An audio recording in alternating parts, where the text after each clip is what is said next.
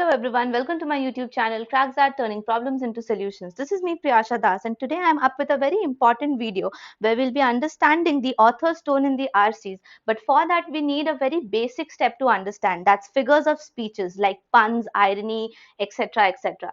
But before that, let me tell you about the CAT and the OMIT combat which is going to take place on the Unacademy app live on 6th of March, Sunday at 12 noon. Don't miss out this free test, guys, because this test will be having 30 questions which you have to answer in a time frame of 1 hour. It will give you a complete overview and feeling of an early mock, which will be very essential in your CAT 2022 preparation. Mocks are always very essential in our preparation, and when it comes to attempting a free mock like this from a well-known reputed organization like Unacademy, you can surely try your chance at this, because giving this test will not only help you understand your strong and weak areas but also give you a good range of questions which will be expected in your upcoming exam. And along with it, you also stand a chance to win up to 100% scholarships from this combat.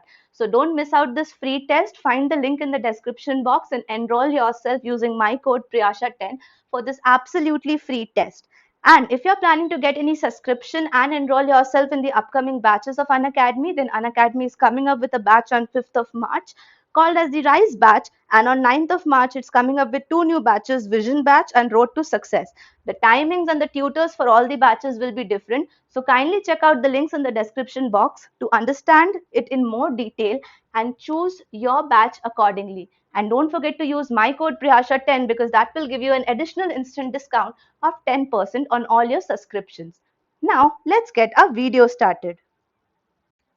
Hey guys, so in this video we'll be talking about the figures of speech. They are really important when it comes to the reading comprehension questions, because to understand the tone of the author, to understand what is the main idea, the summarizing of the passages, all these things can be done only when we understand what kinds of figures of speech are used, and according to that we can guess out our answers quickly. But before that, just like my other videos, I will also be coming up with certain questions answers. So there was a PDF too attached to the previous video's description and the first comment. So if you have checked that, then let's first try out and figure out the answers for the same. So the first type of question was to add who, which, that, as, what over there in the answers, or in the questions we should say. So the first question is, this is the beggar dash stole my purse. So I'm talking about a person, okay? And when I'm talking about a human being, living human being, I'll go with who. So this is the beggar who stole my purse. So just like that, king is also a living being and a person, a human. So here we have who again. So I am the king who will lead you. But now in the third sentence, I'm talking about a dress, and dress is non-living. So I will go to that. Okay. So this is the dress that needs to be changed. Now he is as intelligent, of course, this is easy, as his brother, because we are making a comparison. And this is the horse. Now horse is living but not a human being. So what should we use here?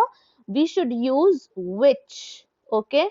So this is the horse which won the race. Now, good to go. Now, type B is very simple to answer because it's between I and me. So what's the difference between I and me? I is a pronoun which we use in the first person, or rather to be more specific, let me tell you, in the subjective format, and me is in the objective format. Okay. So he is taller than, I'm sorry, he is taller than me. So me will be this objective form of the like the pronoun. Ali and I. I will be here as the subjective form of the pronoun. He invited Hari and me. So here we are redressing ourselves as the pronoun which is used in the objective case. So me. Now type C, fill up the blanks here. So here we see that, to my very surprise, all the blanks will go with us. All of us were present.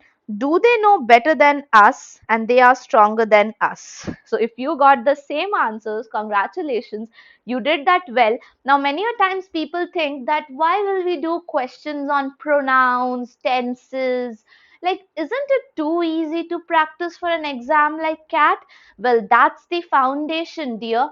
If you don't know these usage principles and rules, you would not be able to detect the errors in a sentence. If you are not able to detect the errors in a sentence, you won't be able to construct the sentence properly. And if you are not able to construct the sentences properly, you cannot arrange the sentences in an order, which is a direct question in CAT, as parajumble. And if you are not able to construct the sentences properly, then finding out the meaning will be absolutely difficult, which is a direct question of the CAT RCs. So ultimately, we understand that this is the foundation, the base level at which we need to start working. मैं ये हमेशा से चाहती हूँ that whatever you get started with should be from the core, so that anyone who has some knowledge and someone who doesn't have will equally get benefited from my course. Okay, so moving on to the session for today, guys. Figures of speech. So figures of speech क्या होते हैं? कुछ common figures of speech है जो हम जानते हैं, जैसे कि pun, okay, irony, personification, etc., etc. But we'll talk about most of them so that nothing is left from our dictionary, at least for the ones which are almost very commonly asked. So here we have alliteration. What is alliteration? Alliteration is the repetition of the beginning sounds of the neighboring words. यानी कि एक sentence में जब बहुत सारे words same sound करते हैं, then we call that form of speech as, or figure of speech as, alliteration. Like alliteration is the, let's take some examples. She sells seashells. Oh my god, such a tongue twister. Actually, tongue twisters are nothing but alliterations. So next time you see a sentence which has 2-3 words pronounced in the same way, then you understand that okay, the author has used which figure of speech? Alliteration. And there is a direct question in examinations like SNAP, IIFT, जहाँ पे आपको directly पूछा जाता है कि इस sentence में कौन सी figure of speech use की गई है. SNAP में it's a sure shot question. So therefore, try to have a look on these type. Walter wondered where Winnie was. So many similar pronouncing letters, right? Okay, fine. The next thing which we need to know is anaphora. Anaphora is also repetition, but ये थोड़ा special type of repetition है. It's a technique where several phrases or verses in a poem begin with the same word or words. Like, have an example of Julius Caesar. I came, I saw, I conquered. So क्या repeat हो रहा है यहाँ पे? यहाँ पे I repeat हो रहा है. If we follow the grammatical order, then हमें पता है कि एक I को इतने बार use करने की कोई जरूरत नहीं है. But when we use it again and again, that is called as anaphora. Okay? Mad world, mad kings, mad composition. So this is again some King John II said, okay, and it's written in a book of William Shakespeare. So mad, mad, mad getting repeated 3 times makes the figure of speech as anaphora. वैसे ही और भी होते हैं बहुत interesting. This one is especially very interesting, that's called as euphemism, और हमें इसकी actual life में बहुत जरूरत पड़ती है. कैसे? Euphemism is a mild, indirect or vague term which is substituting for a very harsh, blunt or offensive term. जैसे कि the very common example is this, guys, died. Okay, so instead of saying that someone died, we say that someone passed away. So passing away is actually a euphemism for the harsh reality that he died. Okay, similarly, instead of calling someone a liar, you can say that stop being economical with the truth. That's interesting, isn't it? Now you people are going to use this in your daily life. Of course, there is one or other person in your life to whom you can say this. Stop being economical with the truth. So that's a better or a indirect way of saying someone a liar. Okay, so that's euphemism. This figure of speech is called euphemism. Then comes a hyperbole. Hyper से हम मतलब समझ ही सकते हैं. Hyper means exaggeration. So hyperbole also means emphasizing something additionally. Like, instead of saying that, see, I have told you many times, I can say this, I have told you 100 times. It will cost $1 billion. So if I want to say that something is expensive, I can also call it as, it will cost $1 billion, you know. that means it's very expensive. Okay, it doesn't mean that literally the price is $1 billion. It means that it is very expensive compared to other products. So that's a hyperbole. All right. Next is irony. Irony is when there is a contrast between what is said and what is meant. यानी मैं बोलना तो कुछ और चाहती हूँ, मैं बोल कुछ और रही हूँ. There is a difference between the appearance and the reality. Like, have a look on the examples carefully, guys.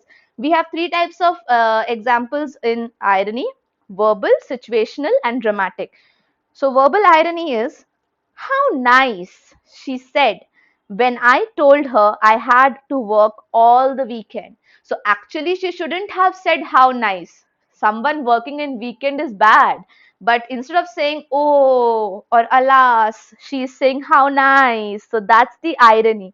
Okay, this is verbal irony. Similarly, a traffic cop gets suspended for not paying his parking tickets. This is a situational irony. Situation ka matlab, like, see, a traffic police is the person who cuts, like takes up these tickets and all that, right? Asks us to pay money for these things. But he himself getting penalized is a situational irony. Similarly, the audience knows the killer is hiding in the closet in a scary movie, but the actors don't know that. So that's the dramatic irony, that we as spectators know this very well, but they don't know it. Okay, so that's the dramatic irony.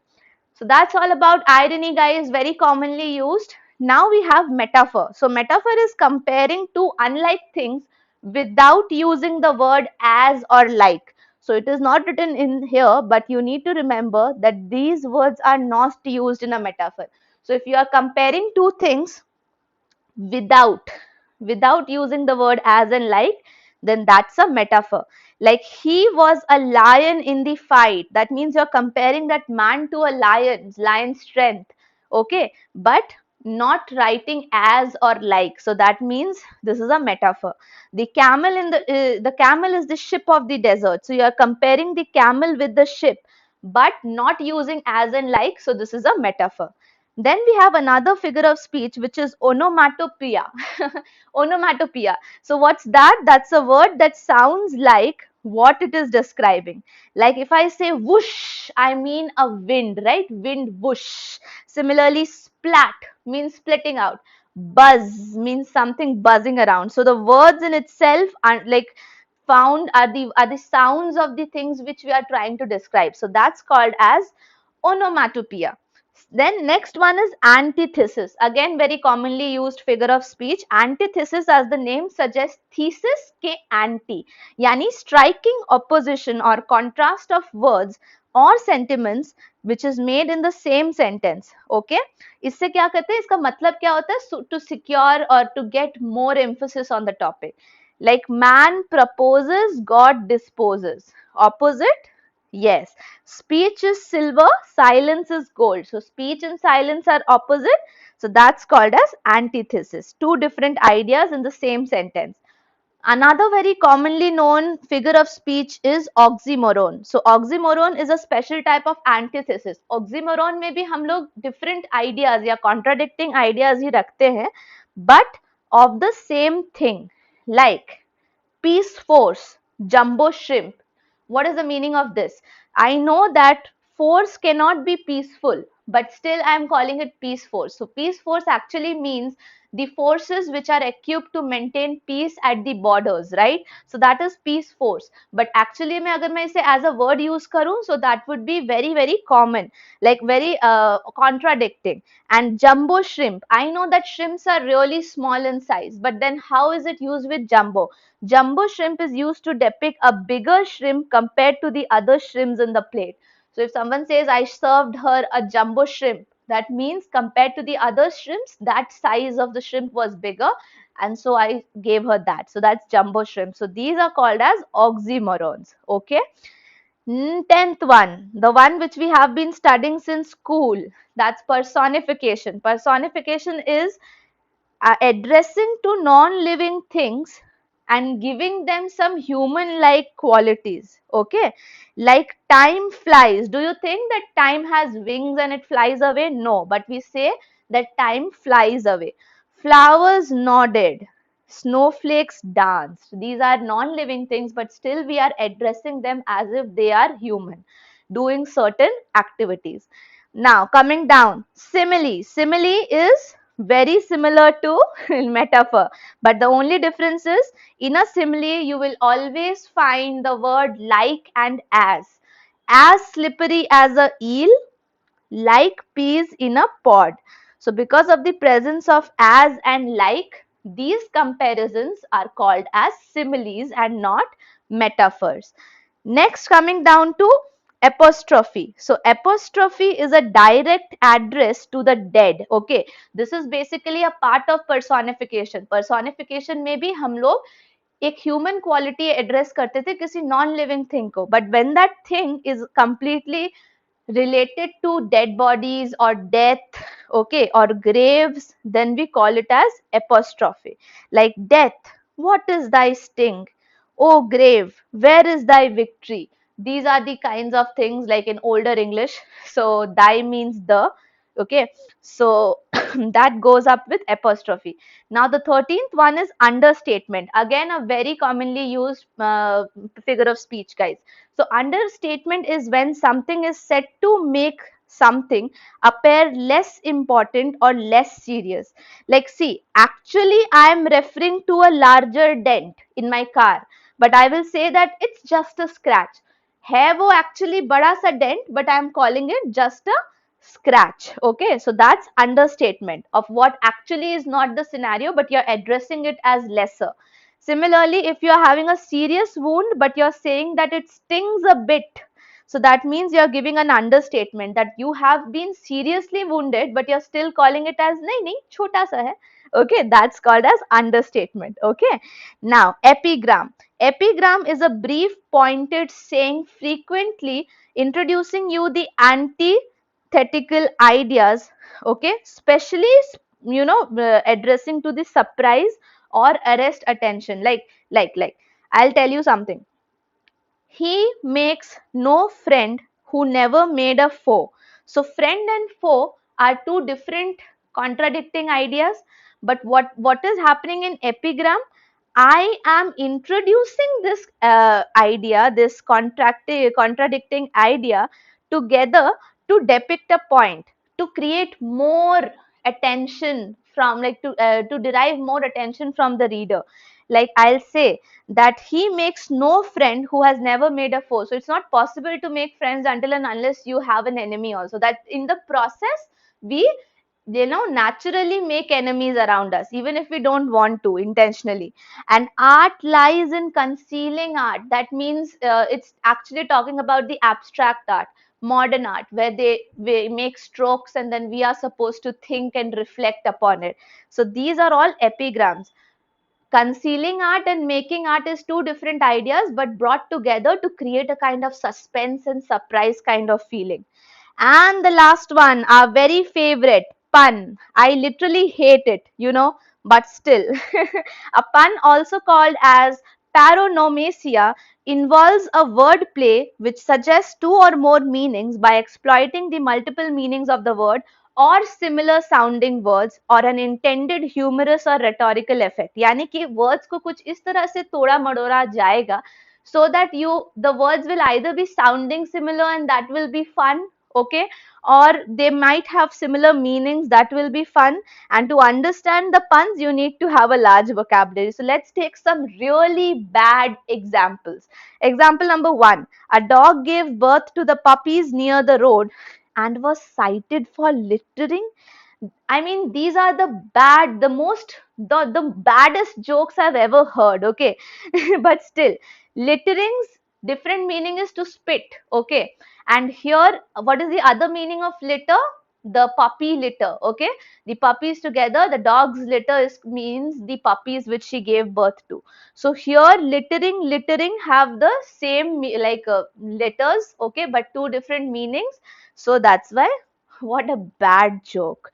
Then next one, our social studies teacher says that her globe means the world to her. So globe is for the world, containing the entire map of the world, but means the world to her means everything to her. So again we have a very bad joke on our screen that says that her globe means the world to her. Do hotel managers get bored with their jobs? Literally, I have no words to explain this. Here they are trying to compare this board with bored. Okay, so that's typically bad.